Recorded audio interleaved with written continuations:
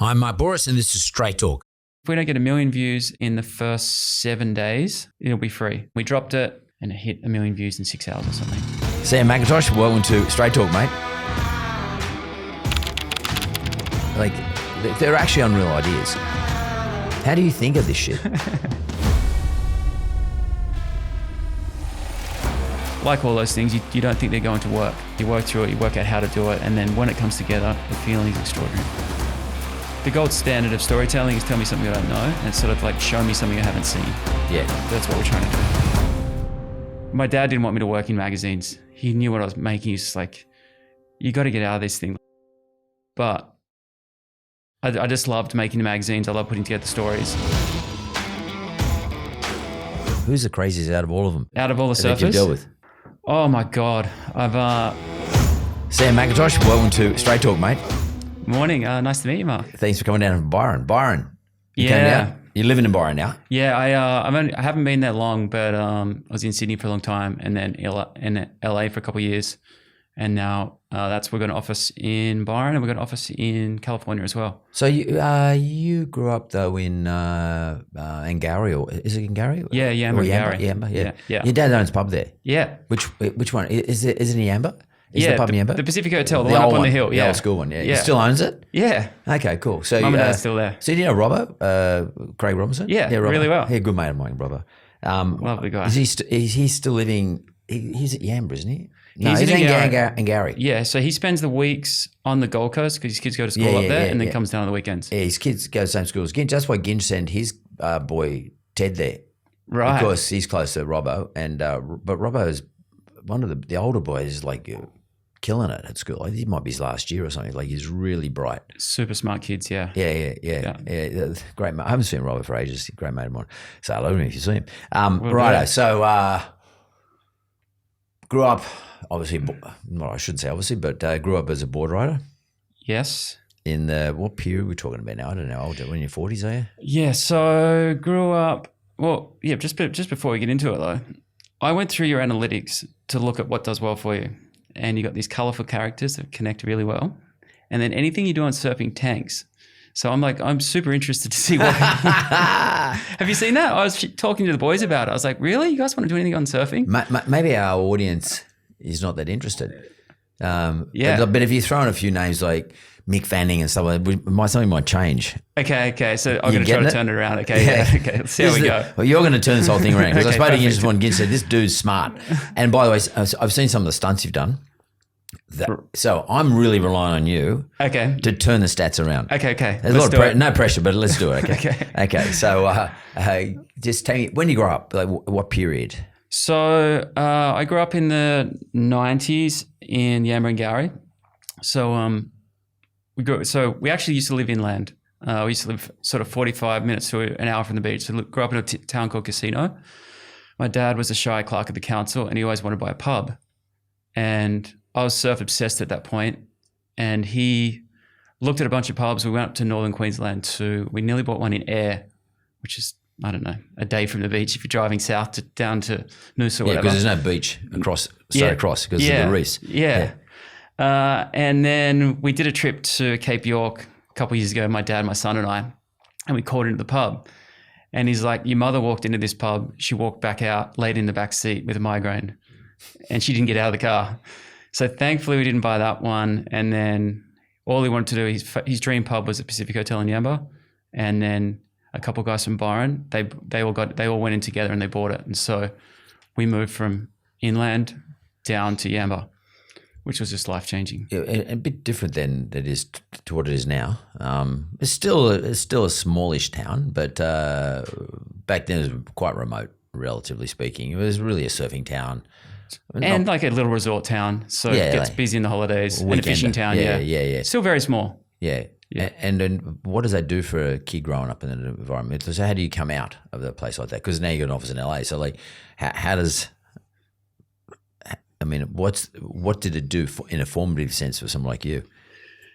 That's an interesting one. Well, for a formative sense, there's on the front of the pub it says Pacific Hotel in big letters on the front, and so I had a bedroom above the A, Oh, you lived in the hotel? We lived in the pub, Oh, okay, yeah. I didn't know that. Yeah, so we lived above Cool. above. That's cool. I reckon that's cool, but anyway.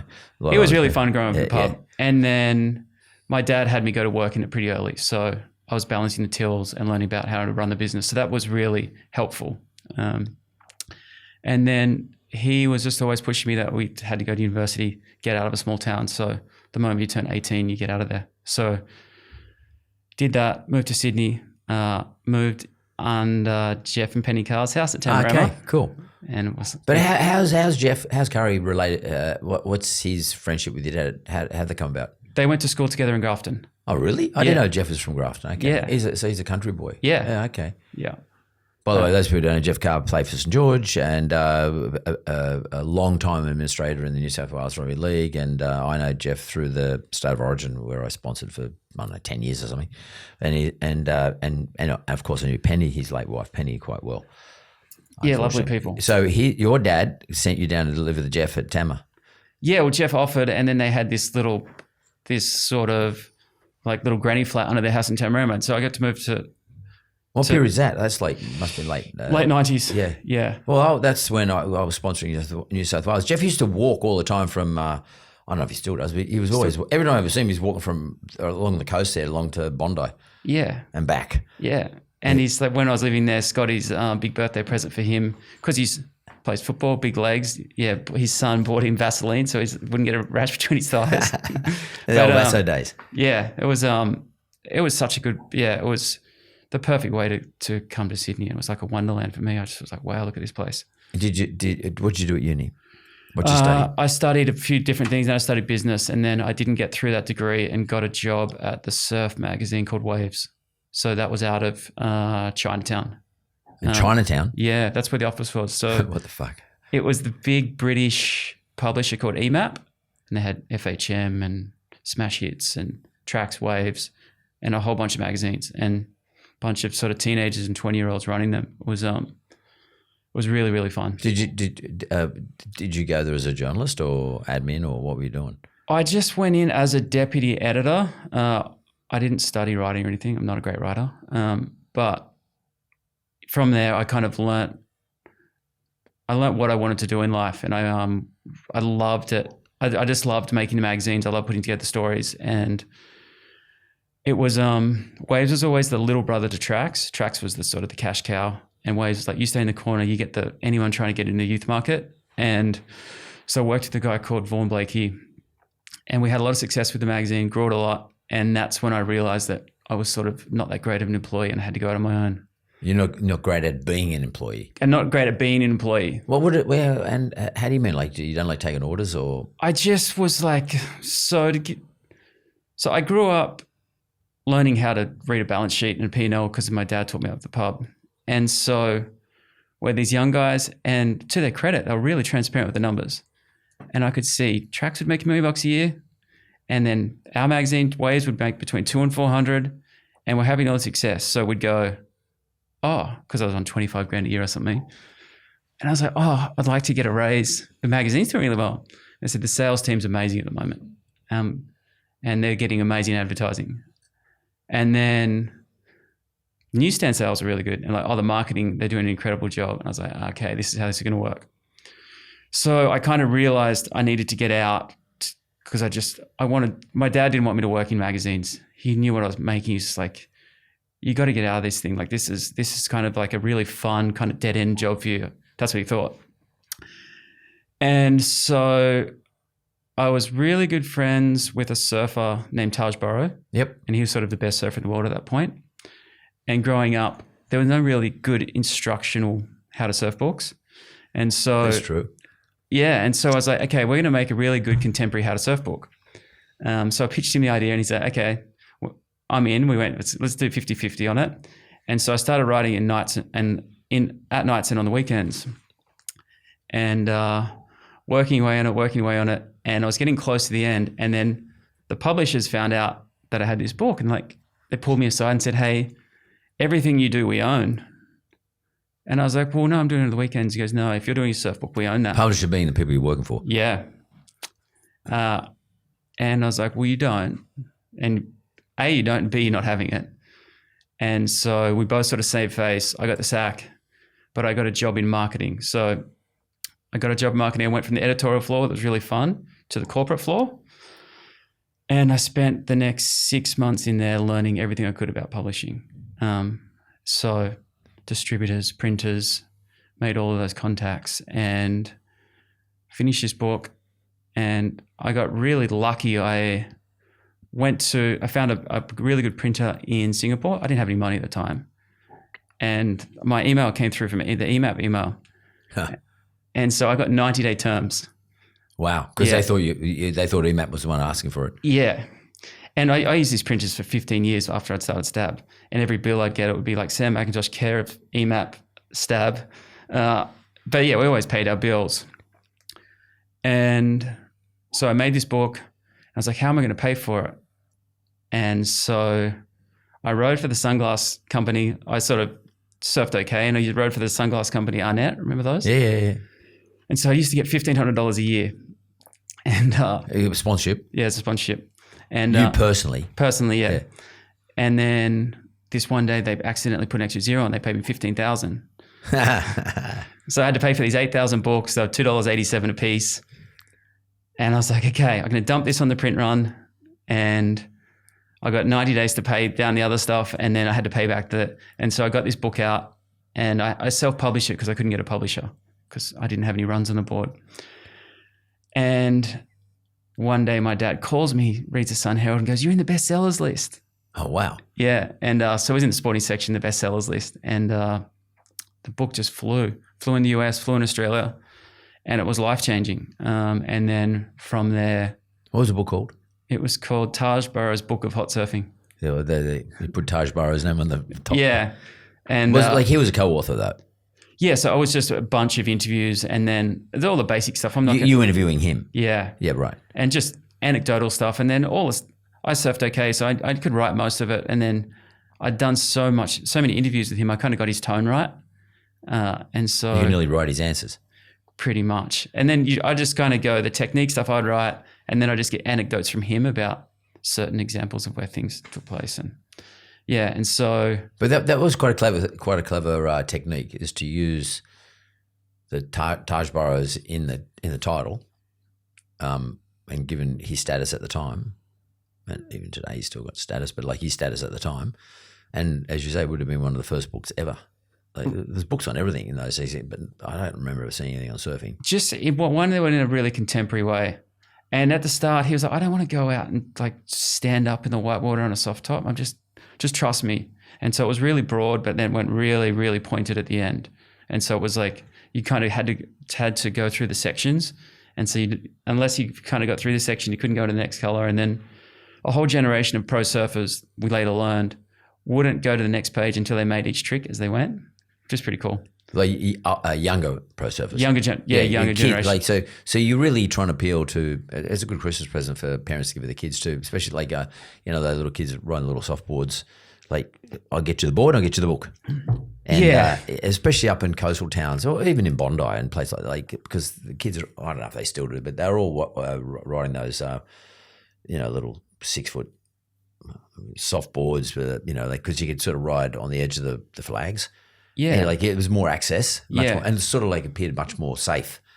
It's so much safer than just like the softer rails. Yeah. Like when a hard rail hits you, it can knock you around. Yeah. And parents liked it because I got it I remember I bought it for my kids. I was just way too clumsy and heavy to ride one, but they're fun. So what you appealing to? I mean, I might ask you, what did you actually sit down and say? Okay, who am I appealing to? Who are my buyers of the book? I did. I didn't want to leave out any cohort, and I thought, if you have all the advanced stuff, but then you have Taj Burrow teaching you how to paddle and the front end. If it's Taj Burrow, you kind of got cloud cover to pull anything off. Yeah. So we dumbed it right down in the basic end, and then at the other end, it was the most technical surfing you could possibly do. Yeah. So were you? But you actually sort of telling the kids how to paddle out. How to paddle out, how to duck dive. Yeah, all that sort of stuff. How to be a good house guest. Yeah. Just like it was. There were There's a bunch of other things that weren't just surfing. They were sort of surfing related, sort of surfing adjacent. And interestingly, so Taj had just signed a huge contract with Billabong. And so we hit them up to sponsor it. And they said, no, we don't want to be part of it. So he had a shoe sponsor, Globe. So Globe got behind the book, and then the book came out, and it was a runaway success. How do you mean Globe got behind the book? So they sponsored the book. And how do you? I've never seen that before. How do you sponsor a book? How does that work? We just put a logo on the front, and then the inside front cover was a big globe ad of Taj. Right. And then the whole bottom of the book was like a little flick book of like one perfect way of Taj had written. It just had this like spinning globe logo in there. And that's cool. Yeah, it was really cool. And then Billabong were bummed they weren't a part of it. And they said, we want to be part of the next print run. And I said, we can't. It's you turn the deal down. Yeah. And then they said, well, we want to do a book as well. And so they did a 30-year anniversary book for Billabong, which we made for those guys. And then we used they commissioned you to do it? Yeah. And so we made that book Both for them. Both of you? No, not Taj. I had a partner on it. We made it together. And then we used the money from that to start Stab. Okay. So can you just, if I can just take back, say, how old were you when you did this book? 24. And the biggest gift was I couldn't get a publisher. Yeah. Because I learned how to do it, and then because if you had a publisher, they would have owned you, and you would have just got like a bit of a royalty. Yeah, that's about it. And books are notoriously shitty business. So yeah, I've done 4 of them, and there's no money in them. That's why I always, generally speaking, I'm always happy to gift the money to charity because like it's modest, but like at the same time, like if you feel as though like there's no reason to do it, and I think if I can at least give some money to charity, there's a reason to do it. Otherwise, there's no reason to do it money wise. Yeah, there's no dough in it. What's the royalty look like? Well, it might be 50 grand or right, yeah, might be 100. Yeah, if you get a couple of reprints, yeah, it might be 100. Yeah, but generally speaking, you can't. The last book I only did it during COVID because I was bored, but I think like a 55 grand out of it all of it went to charity because like I wouldn't have done it otherwise. I was bored, so I did it, but I had to find a reason to do it. I'm bored, I would do it. That's my reason. And there's no money in it, so I give it. But if charity can make some money out of it, then I'm happy. Otherwise, using a publisher, I'm talking about. And no, I'm not having a crack at the publishers. They're great people and all that sort of stuff. But it's a low margin game. Yeah, yeah, and especially today. Do you get a psychic reward from it though? For that particular book I did, Rise, I enjoyed that one, and I think the one I did before that, Straight Talk, What It Takes, it was called. Sorry. The book was called What It Takes. I did an audio book too, so I was happy. I got a bit of a buzz out of doing an audio book myself. I'll never do it again because I had to go in studios for like 36 hours, not once. But best I could talk for was 3 hours at a time, so I had to do 12 sessions. But you still have to do the work of writing it first. Yeah, I had to write first, then I had to do the audio. Right. I had to read out loud what I'd written. Literally 18 months before, and I started finding things in that I didn't agree with. Were no longer relevant, but I had to read it as it was written because it was an audio book, so I had to read it so your thoughts have evolved. Yeah, changed slightly. Did I say that? No, but the guy said, no, you have to read it. You have to read it as you wrote it, and it's fun. So I only did that because that was good. What I got out of that was like the experience of doing it, reading an audio book myself in my own voice. But when you read what you wrote, what you write, which is what you see, compared to what you say and what someone hears, they're completely different. Because you almost have to juice the storytelling about 200%. Yeah, totally. Yeah. It's not the same. It's not the same experience. And so it was good for the experience. The rest of it, I didn't make any money out of it though. Well, the money I made went to charity. But so what did you learn from writing? What did you learn, not from writing the book, what did you learn from the whole book exercise? Like that maybe equipped you to go then and do Stab. So what did you get out of it? What are the things that you got out of it? I just love putting it all together. That's the thing. I was like, okay, putting together the whole deal, selling the sponsorship, getting Taj on board, writing it, bringing it all together. We'd walk into bookstores and there'd be huge cutouts of Taj on the front, holding his surfboard. And just all those little things. I just loved because anything you do, right, you go and do something with a major talent. You think that's easy to get those people. Every single person has to be onboarded one by one. And so I just realized that I liked pulling things together and making sure that the economics work, making sure you've got something the audience likes, something the talent likes.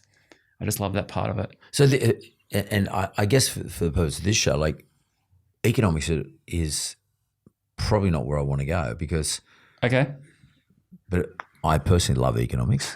Let's get into economics. I love the fact that you make money out of it, but for the purpose of this show, I think was really like what I'm getting from you, because I've done a little bit of looking at some of the stuff you've done on YouTube and Instagram and various other things. I think you might be being slightly modest when you say, like, you know, I like putting it together. Being able to just in a position to identify day one someone like Taj Burrow, and by the way, this just goes through the future of what you've done, especially with Stab and all some of the stunts you've done. My gut feeling is your real talent, or the talent that you've used that's really made you successful in things that you're doing, is your ability to market, your ability to come up with cool stuff that everybody wants to have a look at, like the shaping competition, the Stab in the Dark. Yeah, and you know what I nearly did today? I fucking forgot. I got a T-shirt at home and it says Inshallah Maris. It's a really, really old T-shirt. And it's actually this year's 50-year anniversary of this T-shirt. Mate of mine who lives up in Ballina now, his name's Steve Whitey, and he and I, when we were 15, we set up a board shaping business called Insula Maris, Island of the Sea. And the reason I know we called it Insula Maris because I was doing Latin at school. Stupidest subject in the world, but I did it in HSC. Yeah. And so I started calling Insula Maris, and we used to shape boards. And we used to sell them ourselves, and we sell them to blokes we knew. And I actually had the T-shirt on this morning because I put it on this morning because this right around now is the 50th anniversary. I pulled it out of the drawer, and so coincidentally, I'm going to meet you today. So it's just a coincidence. And I was going to bring it in and show it to you, and I was going to get you to sign it actually. But it was board shaping, especially when you ran the I call it a stunt, but a very successful one. Yeah. Very successful one. And the other stunt that I want to talk about in a minute, but the one where you get that floating mat and they jump off the mat and onto the board. That's so fucking cool visually. Yes. So where do those fucking unreal ideas come from? Like they're actually unreal ideas. It's how do you think of this shit? Well, it's like anything, it's a sum of the parts, right? It's not just me. Yeah. But there's just so we've done a couple of these things. So we did one with a guy. We put just a flare, the flare you have when you're in trouble at sea. Yeah. On the back of a surfboard, just put it through the leash plug, and then surfed at night. I don't know where you saw that one. So it's like surfing at night with this surfer called Bruce Irons. It's all lit up and red in the tube, and that was our sort of first big viral shoot. And we got into those viral shoots for a long time. And then the one you're referencing, the big floating dock. Yeah. Yeah. So I was living in LA, and one of my really good friends, he lives over there as well. He's from Newcastle, and he's the skipper on James Packer's boats. So. Is his name Chris? Was it Chris? Tom. Tom. Okay. Yeah. And I was like, hey, we've got this idea. They probably got a mat. Yeah. And they're just so forensic on detail, those guys, right? The boat guys. Yeah, and totally. I'm sloppy. He's super organized. And so he went to work on this thing for 6 months. He found the company in Canada because it's just a floating pontoons. And he said, and because it's, I don't know whether you ever saw, it's used for, the one use we saw was in a sort of, it was when people come off boats and there's a tiny bit of swell. There's people walking down, you see a tiny little wave run under it. And you're like, wow, that could work in the ocean. And if we just anchor that off a boat, we can have guys run along and then jump into the wave and ride the wave. And so they run along with the board and they're under their arm. Yeah, and really difficult to do because you can't tell, but it sits about a foot out of the water. So and it's is that thick? Is it? Yeah, it's really thick and it's really hard. So it's unforgiving, especially when you've kind of got the ocean and a significant swell coming at you. But he did all the work on it, and so he's like, oh, can I have $2,000 to buy this special rope? And then he built the sort of the infrastructure that's required to attach it to a boat. And then because when a wave hits it, it has so much power, and the thing's 100 feet long. It's that long? Is it 100 yeah. feet? Wow. We probably didn't need to make that long, but that's, it's like you get that many cubes, you put them together. Yeah. So we shot that in Bali, and we launched in Benoa Harbour.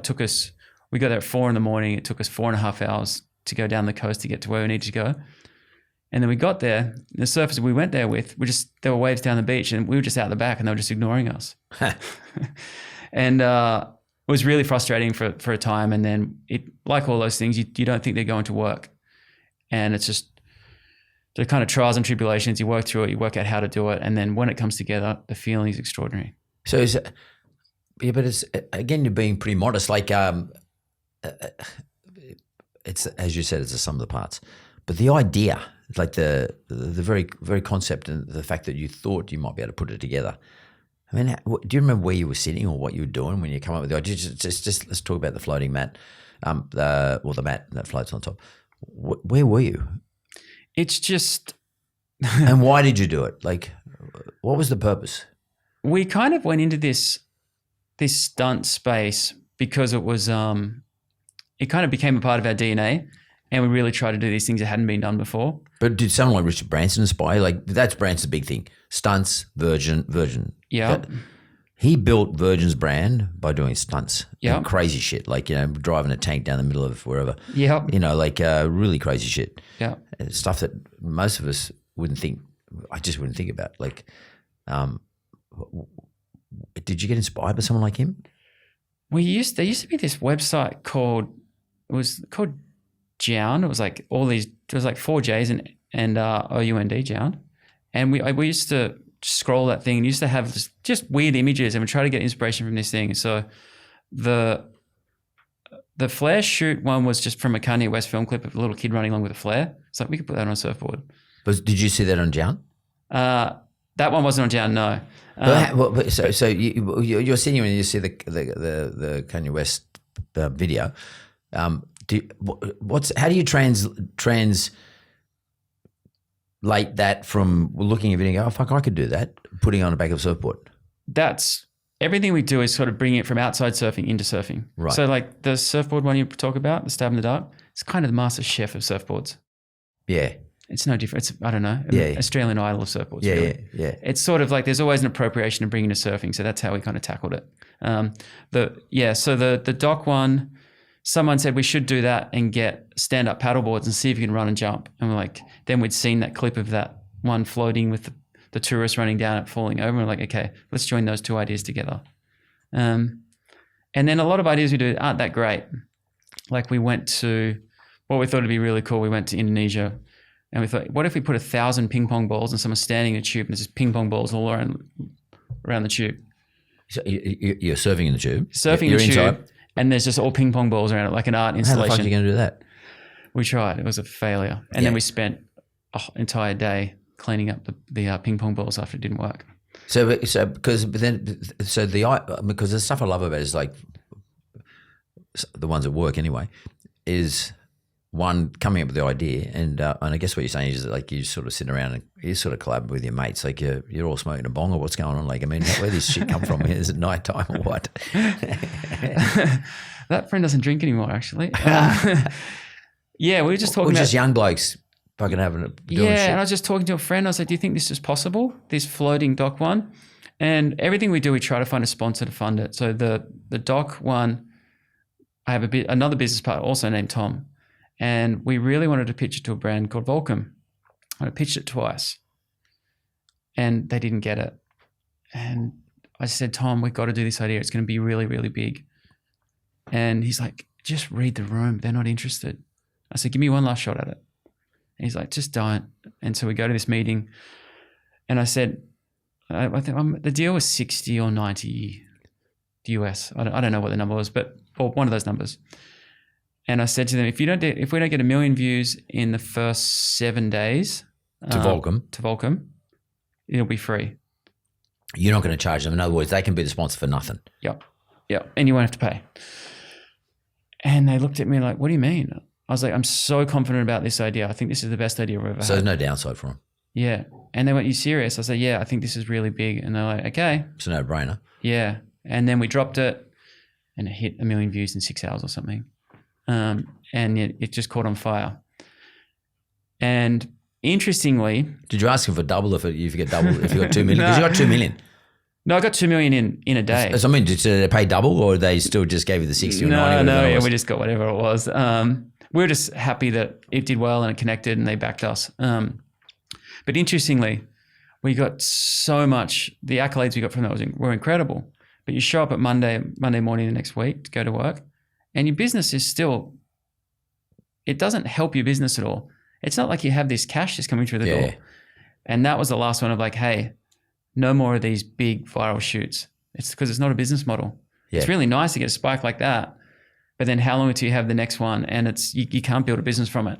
Yeah, that's interesting. So I'm glad you raised that, because I was going to ask you, like, what was the driver of, let's call it the stunts, but the driver of the stunts, was it, oh, we'll do this stunt because I reckon I can get Volcom to pay sponsorship? Was, in other words, I will design a stunt so that I can get some sponsorship from somebody, hopefully covers my costs and makes some money out of it? Or was the driver of the idea, I want to do this no matter what, but I need in order to make it work, I need to get a sponsor? Was it about getting a sponsor first, or was it about I just need to get this thing done? It's kind of yes to both. Yeah. It's what we would, like anything, we're the last to market in terms of magazines up against all the big players. You're talking about Stab now? Yeah. Yep. So we just wanted to come in and have a point of difference. And so we wanted the look and feel to be completely different. So how did you collaborate? How did Stab fit into these things? Like, for example, let's talk of the mat. How does Stab fit into that relative to, say, the sponsor? So brought to you by, or how? Yeah, so it's just a Volcom logo at the front, and then all the surfers who are running off the dock, they're all sponsored by Volcom. They got Volcom stickers on their boards and Volcom on their clothing, and then Volcom can run all of those assets in perpetuity across all of their channels. So you run it on their website, posters, billboards, whatever. In turn, that's how a deal works. But how did Stab get a benefit of that? How did the magazine get a benefit from that? So the magazine would have the photos, we'd run that in print, and then we'd put the film online, and then all of those assets would just content. Yeah. More content. Yeah. So we just wanted a point of difference. So everything we try to do would be, like, the gold standard of storytelling is tell me something I don't know, and it's sort of like show me something I haven't seen. Yeah. So that's what we're trying to do. Yeah. So it really does come down to storytelling. Yes. And so when did you learn, like, you learned, I mean, you worked at your dad's pub, you learned how to, look at the difference between money coming in, money going out. Then you worked at the magazine, then you went upstairs and you started learn about the corporate stuff. But where did you get into your head it's about storytelling? Because you're only in your 20s. How did you understand the storytelling is such an important part of running a business, especially a new business in a competitive environment? Yeah, I don't think I actually connected the dots back then. I sort of knew what we wanted to do and how we're trying to do it, and we're trying to be world class and try to create these big moments. And I knew that, like, a big name and a big idea, that's what connects. Yeah, two basic fundamentals. Yeah, but no more articulated. Not sophisticated. Now I kind of truly know what connects in storytelling, but it's taken me a long time. Well, so what would you say connects in storytelling from your successes? What are the sort of main elements? I think just storytelling 101 is tell me something I don't know, really. Yeah, and show me something. Yeah. Yep. Yeah. And I think if you can kind of, whatever space you're in, if you can be the expert sort of authoritative voice in that space, I think it gives you a good chance of success. Well, how important is the theatre of it though? One, the theatre, but also prankishness. It's like, having fun with it. Yeah, it's you can call it a prank or a gimmick, or you can call it art. Or theatre. Yeah. So, yeah, I think that's important. I think you need to have that high production value. Like, I think that really connects with an audience. If you kind of go and make... You mean your actual production that's well put together? Yeah, well put together. And it's like that doc video was a complete shit show. But I think when you watch it, it looks really slick. Yeah, it does. Yeah. Like it's... But that's all... Is that in the edit? Yeah, that's all in the edit. Yeah. But I think when it comes out, it needs to have that level of quality. It's a bit like this show. I mean, to be honest with you, I don't know what sort of material I give our editors, but like they always make it look fantastic. Because you got the show up, blow up mentality, yeah? I've been listening a lot and you just show up and blow up. Totally. Yeah. And then they make it all look good. And then what they'll do is say someone like this, for example, they'll make it interesting because and one of the reasons I'm talking about this stuff is because they'll drag that stuff and they'll put it in somehow, they'll bring it into the promos, etc. Yes. So and it's really good vision. So it's about the production quality at the end of the day. But I've got to give them the production quality. I've got to give them an entree to the production quality through you. Right. So extract the right pieces. Yeah. So and I guess that's like all storytelling and all theatre. theatre's always about that stuff. It's about color, light, movement, vibrancy. Whether it's a prank or not doesn't really matter, but it's got to have energy in it. Yeah. It's got to have energy. Must have energy in it. And I think your stuff's always got energy in it.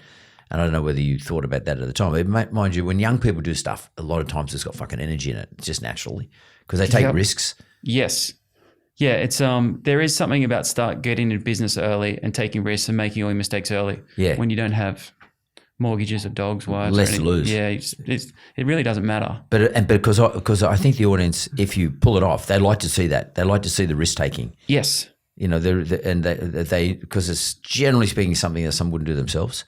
And like I know everyone in this mental straight talk business, everyone's under 30. Yeah, I've seen. And I do it on purpose because they'll take more risks than I would ordinarily even think about. Yeah. I just have to come and sort of be the so-called talent with the other talent, you in this case being you.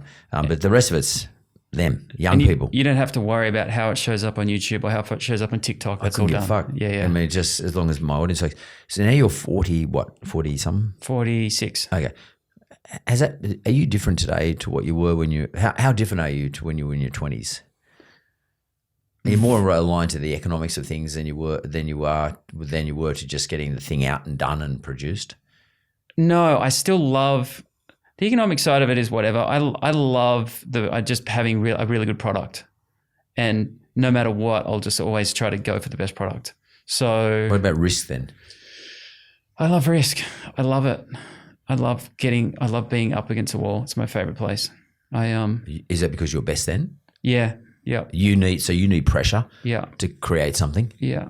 We did that's my favorite place actually. We did a sort of a big air contest at a wave pool in Texas. We do one. The guys are there right now. We're doing one in June in Japan, but goes around in a wave pool in Japan. Yeah. Yeah. But the first one we did was in Texas. Met this Texan rancher, amazing guy. Very Texans and Australians are quite similar actually. And we went to this wave pool, had this amazing air section. He's got his own wave pool. Yeah. That's cool. It was really cool. And the thing about surf contests, the thing that makes them so difficult is they don't start at 4:00 on a Saturday. They start when Mother Nature shows up. So I really like the idea of having these events. But we did this one, it was like 120 grand for the pool, US we're talking, 100 grand for a broadcast. And we just nickeled and dimed to try to have this event.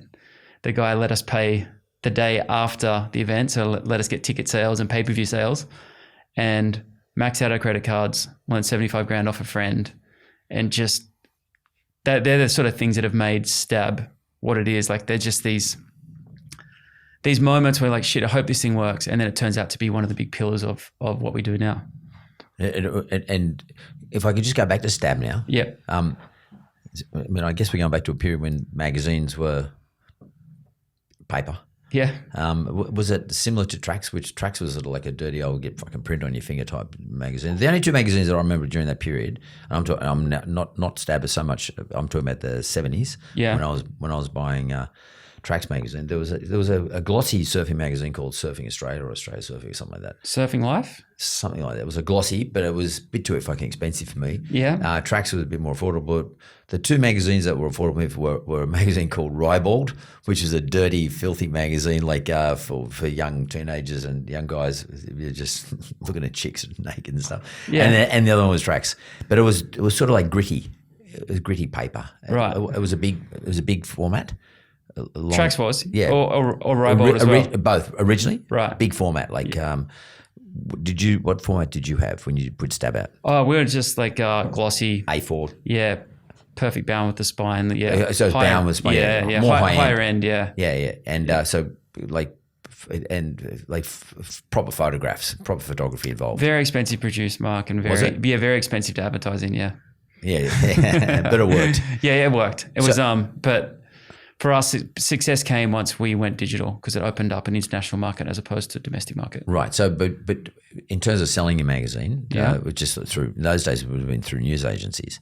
Yes. Not online. Yes. Yeah, all news agents based. So you had to sort of hustle to get your magazine next door to whatever else. Tracks and Surfing Life so and to make everyone sure else, it was in the right spot. Surfing World. And then so the digital world then came about, and of course you could then sort of basically export your magazine to other places. How'd you do that? Did you go and get pro surfers to be part of the promotion? Like you sponsor them? Interestingly, so I had a guy start working with us, a guy named Tom Bird. So he come from Fairfax. He sold ad space for Fairfax. And he came on and the GFC hit and I was all about print. And he's like, hey, we need to get on this digital thing. And I started a thing. So, oh, cool. That's good. But I'm going to stick to print. And he said, you're out of your mind. I said, well, I just think this is going to be, we need to double down on this. And he was doing really well. He'd gone through the contacts form of, say, for Nike on their website, and then Nike, one of our really big clients, and just really good at what he does. Advertising. Well, more like a master of the soft sciences, like those guys who are brilliant at reading people, real people, sort of those people who just people warm to. One of those kind of guys.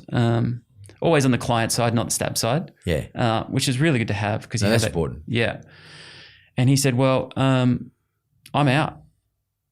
And I said, what do you mean? He goes, I'm leaving. I said, I want $100,000 for a website, otherwise I'm out. And I was like, it's just not a good time, Tom. He goes, just trust me, I'll get this thing paid for. And so he goes, gave him $100,000, had the website built. We put a lot of time into the content and kind of made, it was sort of, rather than an afterthought, it was a focus for us, put someone full time on it. And then he paid for the site in 6 weeks. And then all of a sudden. In terms of advertising? Yeah. Wow. And then it just flew. But how did you promote that? Like, how did someone in America, how did someone in California find out about your magazine? We're never overtly Australian. So we just wanted to sort of connect with whoever was world-class photographer, surfer, cinematographer. So you didn't really know where this thing had come from. And so lots of Americans, lots of Brazilians, lots of Europeans. And so when we went digital, it just opened up a whole new market for us. But if they're going to talk about it, so like if I'm sitting in Brazil or wherever, and there's got to be a name in there that I recognise, or a board, or a support shaper, or there's got to be a break or something that I recognise as a Brazilian. Yep. Like that's a global thing. Yes. What worked for you best? Well, pretty much the talent. The people. Yeah, the people. So like who, for example? Like Felipe Toledo from Brazil. How do you approach him? It was. Do you have to pay him? No, we don't. It's getting more, and it's with the demise of the surf industry, which we probably will get to at a point. The surfers aren't on what they were on, so I don't know whether that will last forever for us, where we don't pay talent, because we pay talent, we put them in films, we sell those films. So, but for the meantime, it's more beneficial for their sponsors to be in Stab and getting that exposure. Right. So yeah. So the great talent will agree to do it because somewhere in there he or she is going to have some of the sponsors' stuff written on their board, or and they're incentivized to be in there. Yeah. So they because okay, that makes sense because their game is to appear in as many broadcasts as possible. Yes. And in which case you're a broadcaster. Yes. Through your magazine, yeah. Online magazine, so it's broadcasting. So that makes sense. So, so we do this Surfer of the Year poll. If you do well in that, you get bonuses. Back in the day, if you get a cover, you get a 10 or 20 grand bonus of Stab. So those things, there's different incentives for these guys. Do Australian surfers resonate around the world? Yes. As well as other countries resonate here? Australian surfers, are the best of the best. Are they? Yeah. Like examples? At the moment, Ethan Ewing is extraordinary. Obviously, we have Steph Gilmore, Mick Fanning, Joel Parkinson, but Ethan Ewing is our big shot at a world title. He will likely win the world title this year. Wow. Yeah. And who's the craziest out of all of them? Crazy out of all the surfers? That you deal with? Oh my God. I've hung out with the crazies. I used to surf with the guys from Aruba a lot. They were crazy. Mark Matthews is crazy. Kobe Aberdeen's crazy. The next generation, Kobe's living in Bali or something. Where's he living now? He's in Bali. Yeah. There's a guy from the south coast of New South Wales, Russ Bjerke. He's crazy. Probably crazy. I keep saying we're crazy, but yeah, he's Did Rod? Were you around Rod Kerr's period from Bondi? No. Oh, I know Rod, but yeah. Box. Yeah. Yeah, he's crazy. He's a wild one. I was at his wedding, I know. Yeah. Actually, he was going to get married many years ago. I no disrespect to his current wife, but and he was going to get married at my farm in Byron. The wedding's going to be there, and then I remember he rang me up and said, "Mate, wedding's off." This is like he was engaged with a girl in Perth. Yeah, do you remember that one? It was a fucking disaster. Oh my god. He's a like. Yeah, man, he's crazy, but he's a big wave surfer and very good at sort of pretty fearless. When you're out in the surf and you see like a black line come in, sort of like it comes up, it looks like it kind of covers the horizon. You see these things come in, and your natural instinct is paddle out. Yeah, and they just sit, they hold, they even go in a little bit, and it's frightening. You're like you surely can't be looking at this. They look, they put their head down, get this look in their eye, and spin and go. It's so confronting. What do you think? What's the makeup of these people? Like, someone like Kobe, I think he's just crazy, and then someone like I don't know whether you know of a guy named Mark Matthews. He is more. He tries to make a formula for fear. So he sits there and he like looks up in his eyelids up and just calms down, breathes through his nose, and then just chills everything out. And yeah, everyone's different, but yeah, they just have this. I don't know whether they're fearless, but they just have this appetite for risk, and it's astonishing to watch. But some people would say, those guys, for example, some of those guys would say, Sam McIntosh, like, it's pretty weird. Like, he has this mad appetite for risk in relation to business, or just doing some of the shit that you've done. I mean, do you really actually see there's much difference? The techniques are different, and the platform they work on is different, but the process and the outcome are the same, in that we all choose to take, not all of us, but some people choose to take risks in certain areas and are able to manage that risk taking, or that fear of taking the risk. I mean, you do it in business. Well, we're doing it in business. Maybe now it's some more plain sailing, but then, back then. I guess you'd be the same. There's situations that you'd be really comfortable in that some people are uncomfortable, and then vice versa, right? Yeah. So why in your case so you're saying the same thing. So why do you think in your case, business risk is not really that big a risk? It's not that big a deal. Just like some of these guys surf these huge waves, they all say, it's no big deal, for anyone else seeing this fucking black wall coming up, and that's terrifying. Right. Yeah, there is a correlation for sure. I like big waves, not to that level, but I really like big surf. And there is an adrenaline that comes with it. And so you like the adrenaline? Yeah, I love it. Yeah. I love getting hurt in the surf, but when it's not really bad injuries. It's not going to kill you. Yeah, I like those ones.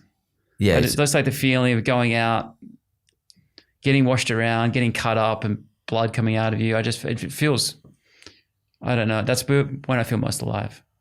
Yeah, but what do you think that fucking is? Like, I like it in business too, by the way. So, yeah, it's a good feeling, right? Yeah. I mean, like people used to say, well, you get in the boxing ring. I actually like getting hit. I mean, I don't give a fuck. And I want to know, does it hurt?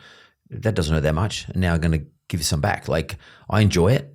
Yeah. It's more, a little bit, I don't do it these days because, you get brain damage. Like, I'm getting older and stuff too. But like, I used to love it. I used to, like, just, I don't care. Fucking throw punches at me. I don't give a fuck who you are. Like, go for it. It's a weird... Is it a self-destruct? Do you think it's a self-destruct thing? I don't know. There's something about that, the heart rate coming up, and that it almost gives you this kind of, I don't know, sort of Kevlar around you or something. You kind of, it's good to just get pushed to your elements, like get pushed to your limits a little bit.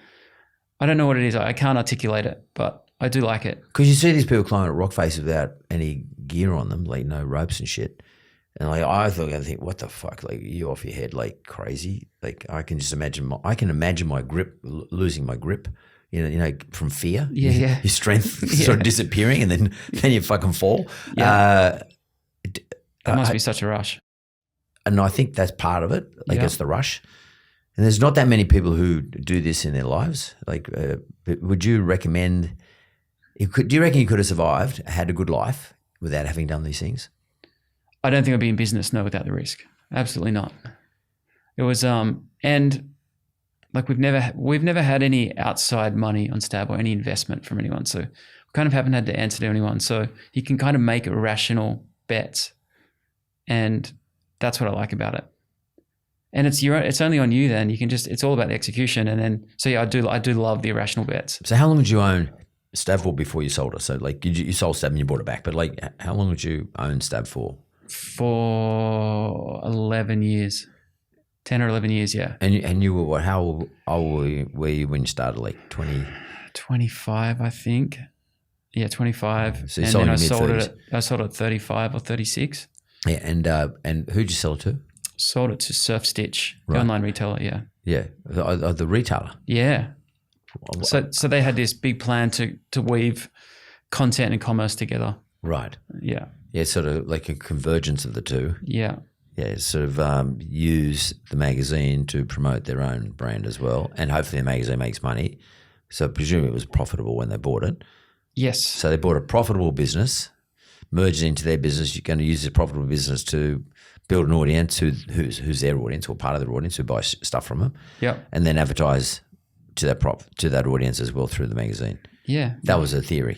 Yeah, that's aligned with the CEO's strategy. That's probably what he said to you when he was saying, "Oh, this is what we're interested in doing." Did you stay on when you sold it? I did, yeah. So my shares were vesting. So you get the chunk and then shares vested. And so part of my deal was I moved to the US. My shares vested early. So I moved to the US. They to open up a store, open up the business in the US. Yeah. And then Is Surf Stitch in the US? No, but they had an online retailer over there called Swell. Right. And so I was sort of working on Swell, working on Stab over there. And then the CEO, Justin Cameron, he bailed. And then a new CEO came in and he didn't like the strategy. That's when we got unloaded. Well, you bought it back. Yeah, we got really lucky. So we tried really hard on the broader business. They acquired quite a bunch of different businesses at that point, and a lot of those founders took the cash and bailed. And so when it came to the negotiation, we were then unprofitable, and then so it wasn't that easy to sell. Surf industry was sort of in structural decline. Media was obviously in structural decline. So there wasn't a queue of people down the street trying to buy surf media. And then we've been in the game for so long, we kind of knew any potential suitors, my partner and I. And so we started banging the phones like, hey, if this thing gets bundled up and you buy this thing, we're not involved, just so you know that. And this thing loses money.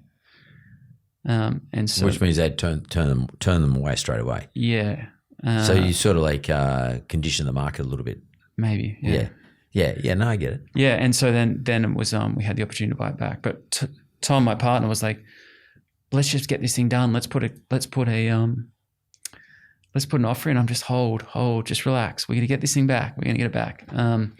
Which is stressful because if you had have lost it for a small fee, like a nominal sum would be frustrating. But yeah, it all turned out in the end. It all turned out well in the end. And just like for my benefit, do you think that's an error of the owner or the buyer who became the owner to keep in the business the two founders?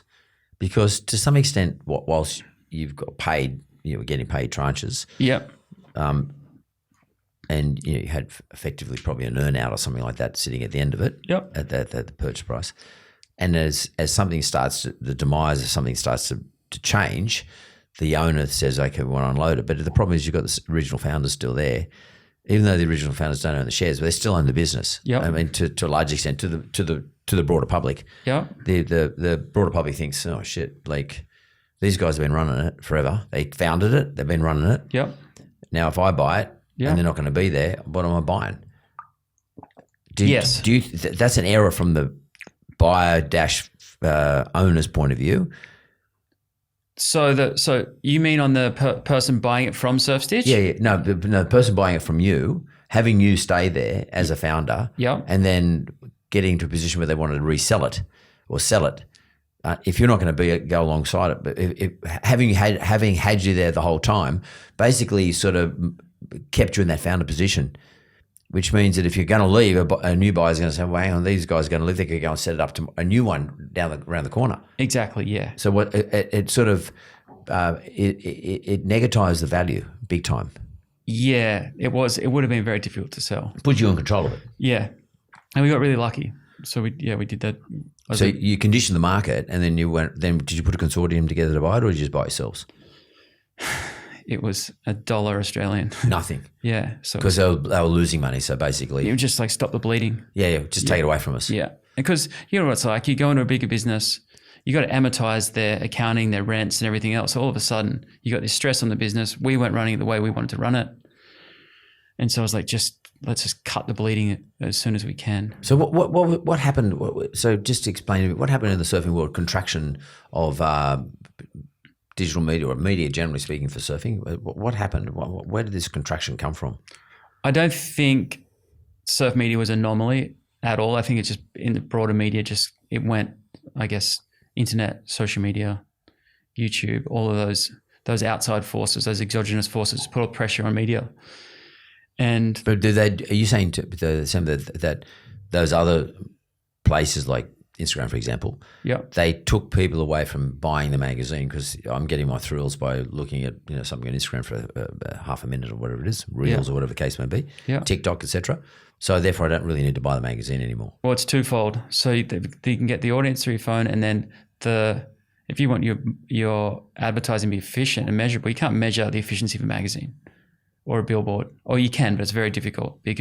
Everything is so measurable when you do it on a phone, going through Google, Facebook, which is Instagram, and everything else. So yeah, it was they were pretty significant headwinds. And then what's interesting is the whole time you're in business, you think you have all these enemies. And for us, it was like, Surfer is the enemy, Surfing Magazine, Trans World, or in Australia, Surfing World and Tracks. Surfing World is what I was thinking about. Yeah. And then those magazines go away. Like in America, Surfer, Surfing, Trans World, they all just crumbled. Yet the next day, your business isn't any better. Yeah. It's not. That you kind of realize they're never the enemy. The enemy, these outside forces. It's the market. Yeah, exactly. Which was really interesting. So you went and bought it back for $1, but like, why did you bother buying it back when you know that there's a contraction? What is it, because you're just sort of emotionally attached to it, or you didn't want to see it die? We had a plan for the future. We knew where we wanted to go. We knew.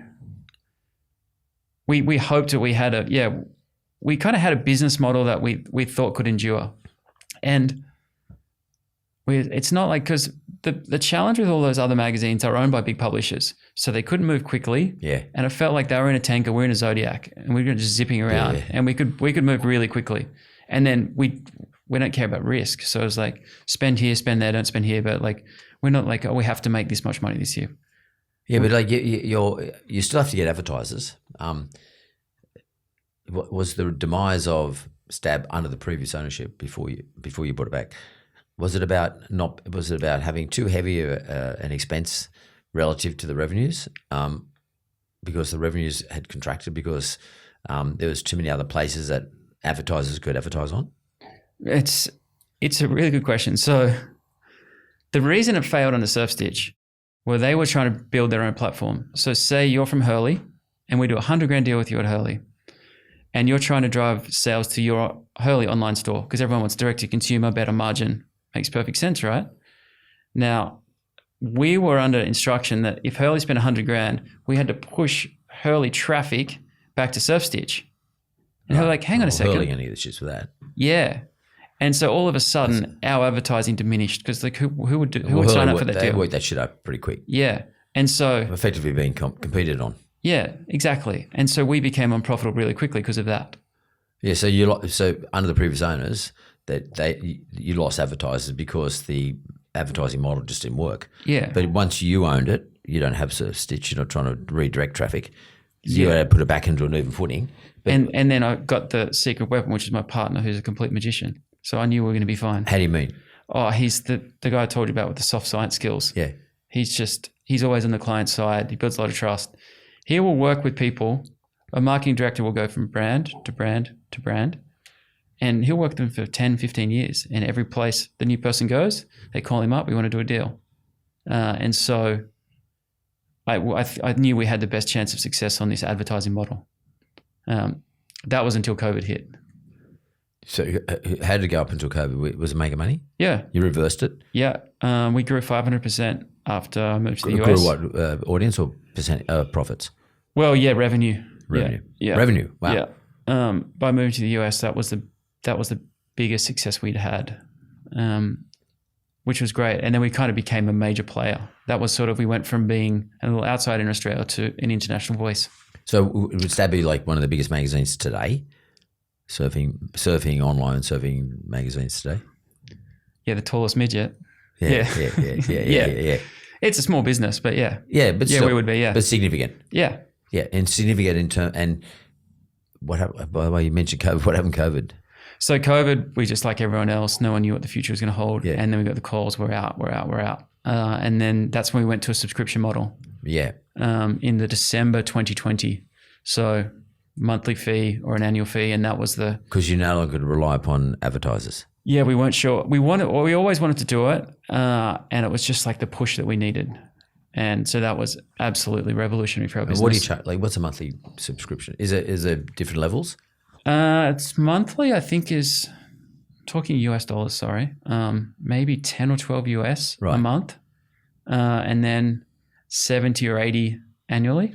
Yeah. So you get a discount for doing paying annually. Yeah. So your business model now is people pay subscription as opposed to you relying so heavily on advertisers. Yes. So that's pretty sort of modern, because that's the modern way to do things. I guess you probably got forced into doing that. Yeah, we You had did. no choice. You had to try it out anyway. But it's so much easier to run a business because you have a consistency, you have a better eye on cash flow. And then as it flips, I think, because you get the vanity metrics of social media. So you put up a clip, you might get 6 million views or how many views on YouTube, which is great, but it's not always a business. And that's where the challenge we were in. And I think these surf brands, they have really wild up and down success as well. But we're like, hey, we found the people in the world who want to put their credit card down for media. They're the ones that have way more chance of converting to being a customer as opposed to just any view you're getting on the internet. Yeah.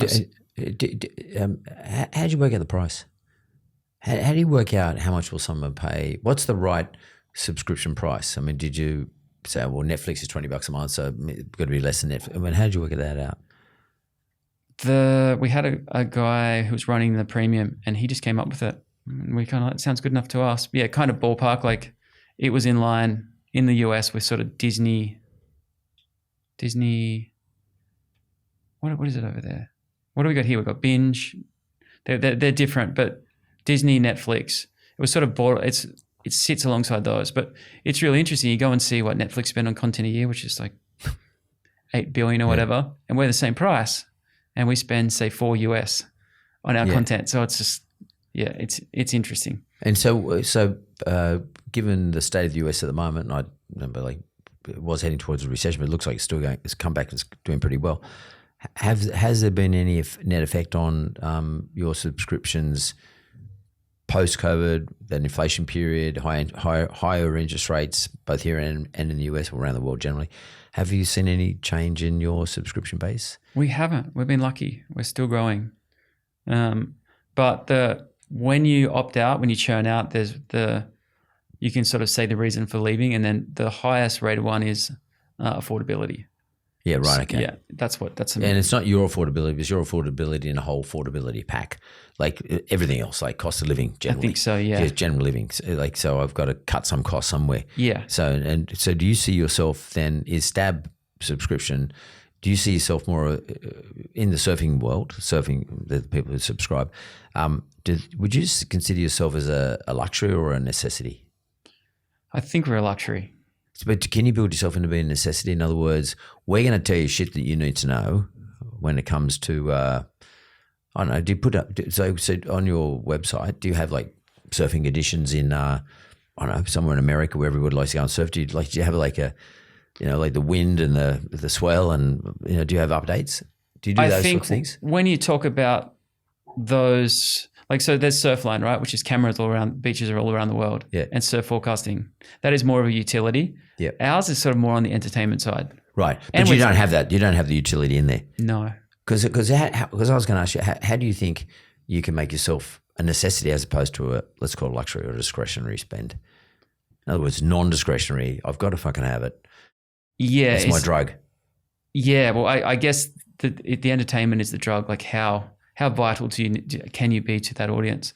I don't know. I don't have the answer to that question. Because my gut feeling is that like the surfing, people in the surfing world, they love the drug of entertainment, Yep. surfing entertainment, Yep. and all the shit that goes with it. Yeah.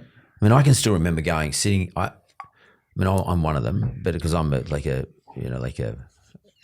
get quite addictive or addicted. I can still remember to this very day, and it gives me goosebumps, sitting in a hall up the North Coast on sort of plastic chairs watching Morning of the Earth. Yeah. When it first came out. Yeah. I can still remember the soundtrack and the sort of the addiction I had towards that. And I actually bought the little tape.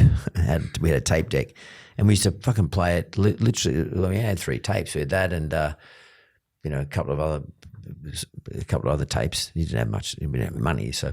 But that's what we would listen to. Listen to it like it was like impossible for me to go through a day without having listened to that music. Only because I wanted to remember back the vision of the movie. It was fucking uncomfortable and hot and it was shitty, but the movie was one of the first. But it was unbelievable for me. Albie Fowles film, yeah. Unbelievable. Yeah. And I'll never forget it. And I would have been, if someone had said to me that, Mike, you can get that high by buying a magazine, and I would have kept doing it because there was no digital back in those days, of course. But can you see? I mean, you got great vision in these things. Can you see something that your magazine can present to surfers, and are surfers still the same sort of people? Are they still the same?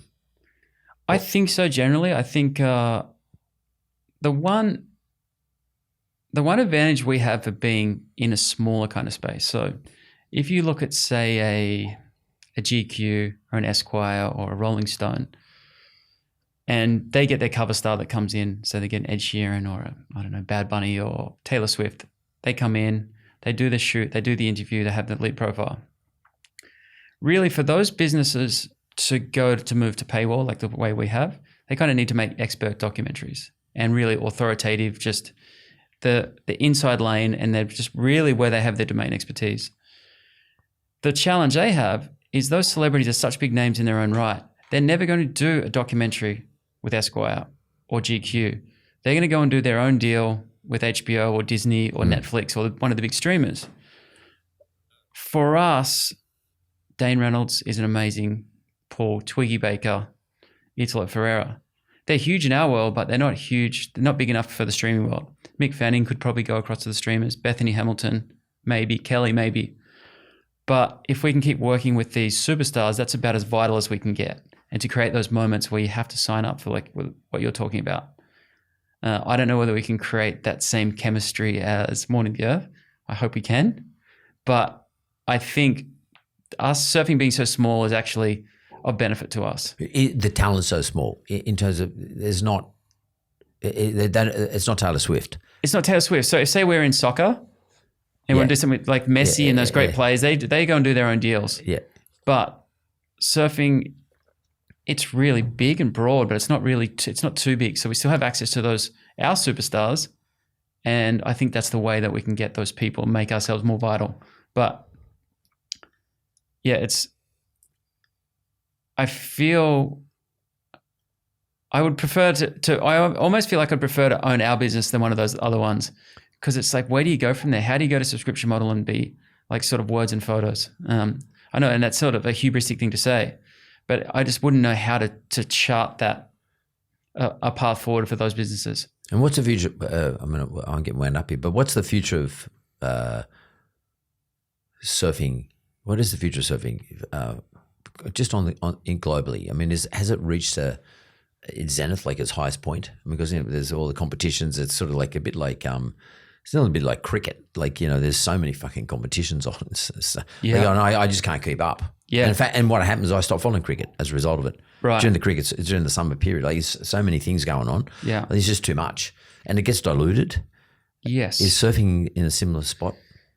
Well, we have the WSL, which are those 12 major events a year, and then you have the other events around those, the sort of ones that lead up to those. But they've just got such a big field, and just like cricket, it takes a long time to go through the game. Surfing takes a long time to get through the whole field, and surfing entertainment, whether you run surf contests or create content like us or Morning of the Earth, you're only as good as the wave quality. Yeah. And it's just not with Mother Nature. You can't physically have good waves for 4 or 5 days out of 12. It just so rarely happens. It can happen, but it's very, very rare. And so while you've got these big fields of the women have a smaller field, but the men have such a large field, you're just going to have some boring things to watch, and you don't know when it's on. If you knew that surfing was going to start at 4 o'clock on a Saturday and it was be 8 to 12 foot pipeline, it would be as compelling as any other sport. But you just wind, tide, swell. Yeah, so it's too many uncontrolled variables. Yeah, we can't to be consistent. Yeah, we can't have a barbecue and watch the surfing at 4 o'clock on a Saturday. Yeah, it's just not a chance. And then we're in Europe. We think it's going to start. Then the tides are wrong, and so it starts at midnight. And so you have to be an actual diehard. Yes. And be prepared to fucking wait. Yes. And it's a bit like not like the UFC.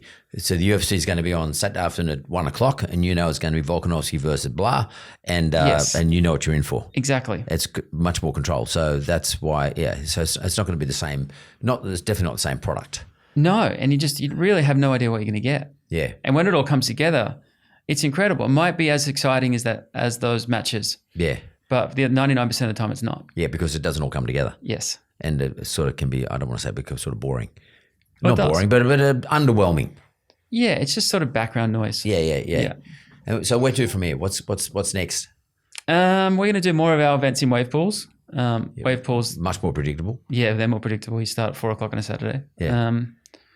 And we're just trying to do more documentaries, more of those deeper storytelling things, like the one you talked about, the surfboard one, and yeah, just follow that way. Kind of grow our subscriber base, run more events, keep having fun with it. And how much time you spend in Australia now? I'm here most of the year. I did a 2-month stint. A 2 months in, a 3 month stint in the US. I just was in the US last week for a week, so I kind of do maybe a third of the year there. Yeah. And you live in Byron. Do you go back down to your family's still in Angari? Yeah. Yeah. Do you spend much time down there? Yeah, quite a lot actually. Yeah. It's good to get back down there and seeing them. And there's quite good surf. Actually, there's terrible surf there. Now? No, sorry. You don't want to go. Yeah. There's been. I was up there last week. There's a lot of swell around at the moment. Like, in fact, I went to meet Ginge for breakfast, and I turned on him. He was standing there with his shirt off. It was like 7 o'clock in the morning, 7:30 in the morning. He'd just coming from a surf, looking magnificent, Ginge as usual. But in the middle of the cafe. But he just come back from a surf. He said it was pretty good. Yeah, it's been a good run. Autumn's always the best time. Yeah. Well, Sam, thanks very much. That was great. And actually, when I go to Byron next, I'll look you up. Yeah. Good seeing you, mate. Hey, really nice to meet you. Thanks for having me. Same here, man. Appreciate it.